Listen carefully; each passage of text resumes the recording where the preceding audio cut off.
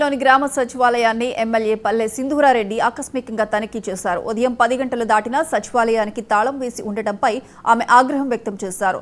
సరిగా విధులకు హాజరు కాని 3 ఉద్యోగులకు చార్జ్ మెమో ఇవ్వాలని మున్సిపల్ కమిషనర్ ప్రహ్లాద్కు ఆదేశించారు. భవిష్యత్తులో విధులకు సక్రమంగా హాజరు కాని ఉద్యోగులపై కఠిన చర్యలు తీసుకోవాలని సూచించారు. ప్రజల సమస్యల పరిష్కారం కోసం బాధ్యతాయుతంగా విధులను నిర్వర్తించాలని అన్నారు.